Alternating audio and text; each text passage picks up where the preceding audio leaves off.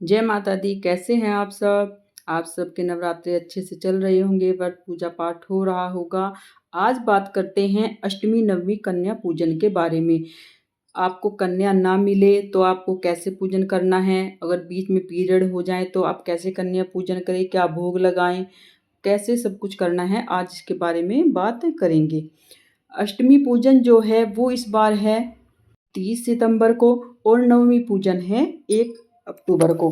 यानी जो कन्या पूजन अष्टमी में करते हैं वो 30 तारीख को करेंगे और जो नवमी में करते हैं वो 1 तारीख को करेंगे। कुछ लोग पूरे 9 दिन के व्रत रखते हैं और वो दशमी वाले दिन मतलब अपनी व्रत का पारण करते हैं। तो आप मतलब आपके अनुसार आपके घर में जैसे पहले से होता रहा अष्टमी पूजन नवमी पूजन वैसे ही आप करें। और माता का विसर्जन हम करते हैं दशमी वाले दिन, है ना? तो अब बात करते हैं, आप सुबह जब अष्टमी वाले दिन कन्या पूजन करेंगे या नवमी वाले दिन कन्या पूजन करेंगे, सबसे पहले आप जल्दी उठेंगे ताकि आप समय से अपना कन्या पूजन कर सकें। वैसे तो पूरे दिन का शुभ मुहूर्त होता है, लेकिन 12 बजे से पहले-पहले आपको कन्या पूजन कर लेना चाहिए और वह अच्छा होता है, क्योंकि उदय तिथि के अनुसार मतलब सुबह-सुबह के जो वो होता है, वो थोड़ा अच्छा होता है। इसलिए 12 बजे तक हमेशा हमको हर हाल में कर ही लेना चाहिए। इसलिए हमें उस दिन जल्दी उठना चाहिए। सुबह उठकर हमें सबसे पहले अपने घर को साफ स्वच्छ रखना चाहिए और अपने मेन गेट को भी अच्छे से साफ करके वहाँ पर पानी वगैरह छिड़क के अच्छे से साफ कर लेना चाहिए। और फिर उसके बाद हमें खुद को भी साफ स्वच्छ रख के स्वच्छ कपड़े पहनकर उसके बाद हमें माँ की जोत वगैरह जलाकर फिर हमें अपना प्रसाद बनाना शुरू करना चाहिए। प्रसाद में आप हलवा, चना और पूरी माँ की बनती है, सब्ज़ी आप कुछ भी बना सकते हैं। अगर आप सिर्फ़ हलवा, चने और पूरी से कन्या पूजन करते हैं, मतलब सब्ज़ी कन्याओं को नहीं खिलाते हैं, फिर भी आप अपनी सब्ज़ी में लहसुन और प्याज़ नहीं डालेंगे, है ना? ऐसा नहीं है कि आप सोचेंगे भई कन्या पूजन तो हम उससे करेंगे और अपनी सब्ज़ी में हम लहसुन प्याज़ डाल लेते हैं। नहीं, आप अपनी सब्ज़ी में भी लहसुन प्याज़ नहीं डालेंगे, चाहे आप कन्याओं को दो या ना दो। तो फिर उसके बाद आप फल ज़रूर रखो, नारियल मतलब देना चाहिए, क्योंकि महागौरी में अष्टमी पूजन वाले दिन महागौरी के जो स्वरूप है माता रानी को, उसको नारियल का ही भोग लगता है। और एक बात ये भी है, जो हम कलश पर नारियल अपना रखते हैं वह सबका अपने-अपने करते हैं। कोई उसे मतलब अपनी तिजोरी में रखता है, कोई उसे अपनी नज़र उतार कर जल प्रवाहित करता है और कुछ लोग उसे कन्या में विसर्जन मतलब वितरण कर देते हैं। हमारे यहाँ हम बचपन से ही देखते आ रहे हैं, हमारे यहाँ जो नारियल है उसको तोड़कर हम कन्याओं में ही वितरण कर देते हैं, बाँट देते हैं प्रसाद के रूप में।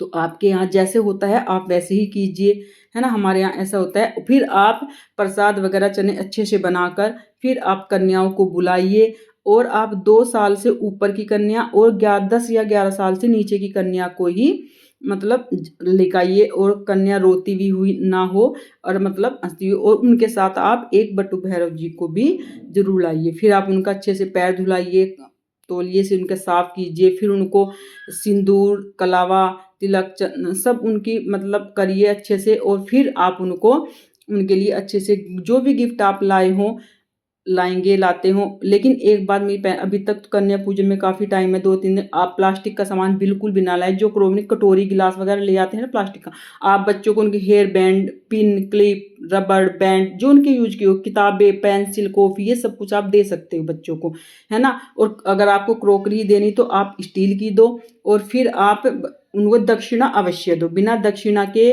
कन्या पूजन मतलब जो हम देते हैं वो अधूरा माना जाता है। और आप जाते टाइम जब आपका कन्या पूजन हो जाए, कन्या आपके घर से जाने लगे, तब आप उनके हाथ में दक्षिणा और फल देकर उनके चरण स्पर्श कीजिए। ऐसे आप अपना कन्या पूजन कीजिए। अगर आपको पीरियड हो जाएँ, अगर आपको पीरियड अष्टमी और नवमी वाले दिन ही हो जाए उससे दिन पहले, तो फिर तो आप कन्या पूजन नहीं कर सकते हैं। अगर आपके घर में 2-3 और लेडीज़ हैं एक एक्स्ट्रा, तो फिर तो आप अलग रहेंगी और वो कन्या पूजन करा सकते हैं।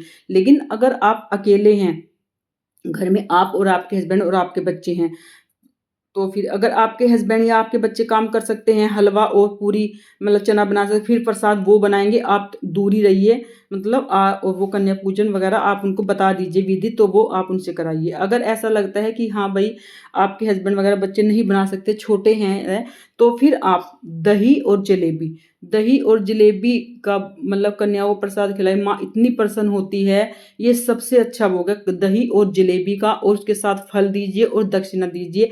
ऐसे आप कन्याओं को बुलाकर अपने घर में अपना कन्या पूजन कर सकते हैं, क्योंकि कन्याओं को बुलाकर इतना काम आपके हस्बैंड भी कर सकते हैं। और अगर आपको पीरियड जैसे चौथे या तीसरे पांचवें नवरात्रि तक हो जाएं और आपका अष्टमी और नवमी तक 5वां दिन बैठ रहा है, फिर आप सर धोकर नहा धोकर आप अपनी कन्या पूजन कर सकते हैं। आप अष्टमी को कन्या पूजन करेंगे तो आप अष्टमी वाले दिन जब आपके यहाँ से कन्या जिम्मे, तो आप जो कलश है उसको अपनी जगह से थोड़ा सा हिला देंगे, क्योंकि आपका पूजन हो चुका है। फिर आप उसको कलश को कभी अपने घर में जो जल है उसका आप छिड़काव करेंगे, अपने पूरे घर में छिड़काव करके जो भी फिर पानी उसमें से बच जाएगा वो आप अपने घर के जो पौधे हैं उनमें आप दे देंगे। अगर आप नवमी पूजन करते हैं तो आप कलश कन्या पूजन के बाद उस टाइम पे फिर आप ये सब क्रिया करेंगे अपनी। ऐसे आप मतलब पूजन कर सकते हैं, और अष्टमी मतलब पीरियड के दौरान भी आप ऐसे अपना कन्या पूजन कर सकते हैं। और आपने अगर पूरे जो नवरात्र हैं उसमें आपने अग्यारी दी है, यानी आपने कंडा जलाकर उस पे घी और लौंग और इलायची वगैरह डालकर आपने माँ को पूरे नवरात्रों में अग्यारी दी है, तो आपको अष्टमी वाले दिन हवन कराने की जरूरत नहीं है। वरना नहीं तो अगर आपने पूरे नवरात्र नहीं दी तो आप अष्टमी पूजन वाले दिन या नवमी कन्या पूजन वाले दिन आप माँ को अग्यारी जरूर दें। आप एक गाय का कंडा जलाएं, उस पर आप घी डालें, फिर आप उस पर लौंग डालें, कपूर डालें और फिर थोड़ा सा गूगल डाल के आप माँ को दें। उसमें सामग्री का आप आहुति दें और फिर आप पूरे घर में दें। आप ऐसे अग्यारी करें और आप पंडित को बुलाकर भी अपने घर में हवन करा सकते हैं। आपको कन्याएं अगर ना मिले तो आपको 1 या 2 कन्याओं का पूजन अवश्य करना चाहिए, और बाकी के आप दोनों में उनका प्रसाद दक्षिणा वगैरह सब कुछ रखकर आप या तो मंदिर में चले जाइए, मंदिर में जाकर आप वहाँ पर आपको कन्याएं मिल जाएंगी, आप वहाँ कर दे आइए। अपने घर में आप 1 या 2 कन्याओं का पूजन अवश्य करिए अगर आपको ज़्यादा कन्याएं नहीं मिल रही है। या फिर खाने को उस खाने को अगर आप कन्याएं भी ना मिले, कोई ज़रूरतमंद ना मिले, तो जो दक्षिणा है वो आप मंदिर के पुजारी को दे दीजिए, और जो खाना है वो आप मतलब गाय को खिला दीजिए। आप ऐसा भी कर सकते हैं, लेकिन 1 या 2 कन्याओं का पूजन आप अवश्य कीजिए। फिर उसके बाद आप बाकी जितने आपने पत लगाए हैं वो आप मतलब पुजारी को मंदिर में दक्षिणा देकर गाय को खाना खिला सकते हैं, या फिर आप लड़कियों में ढूंढकर उन्हें बाहर जाकर भी वितरण कर सकते हैं। और वो आप जब 1 या 2 कन्याओं का पूजन करेंगे तो उनके साथ एक भैरव जी को भी जरूर बिठाएंगे, यानी एक लड़के को भी जरूर आप बिठाएंगे, उसका पूजन अवश्य करेंगे, तभी माँ आपके पूजन को स्वीकार करेंगी।